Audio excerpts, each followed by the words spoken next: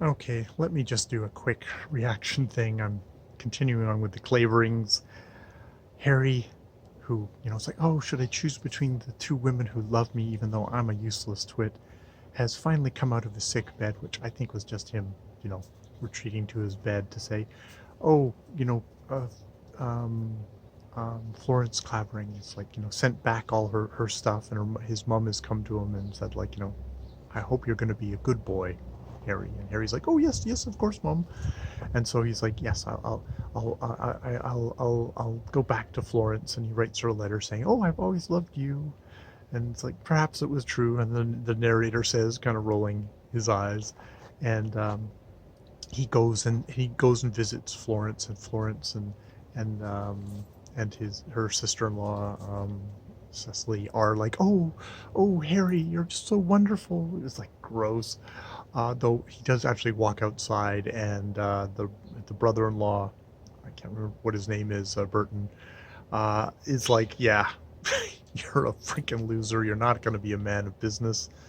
I guess you're doing this fine, whatever. But it's it's like, okay, at least we are acknowledging just what kind of spineless, good-looking toad Harry is. I guess he must be good-looking, good-natured, and oh, people like him, even if he's just complete twit. Um, and yeah, and but of course he writes to Julia, who's like, well, but you'll still come and visit me because we're just going to be friends. And you'll visit me, so there's still a chance he'll flip flop again. She, on the other hand, has gotten very kind of like, I've given up on everything. I've sold my love for money. Now she just wants to give all her money away. She wants to, like, the family saying, like, hey, we'll buy this property from you. She's like, oh, I'm just going to give it to them, and goes to a lawyer and says, this is what I want to do. And he's like, you won't have any money, and people will, it's not going to give you really rebound on you with great stuff. And she's like, she figures, yeah, people will just laugh at her for it, but she seems strangely determined to do that because she wanted to give the money to Harry again, to set him up because he's not very really good at anything. So he'd be great to be a rich guy.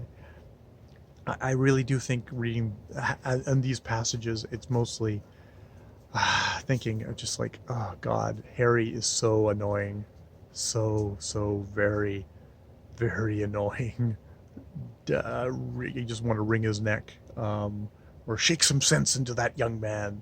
Um, yeah, yeah. So this is trifling with my emotions yet again. Well, I guess I'm invested. I guess invested. It's sort of like, I don't know. Is this high toned soap opera?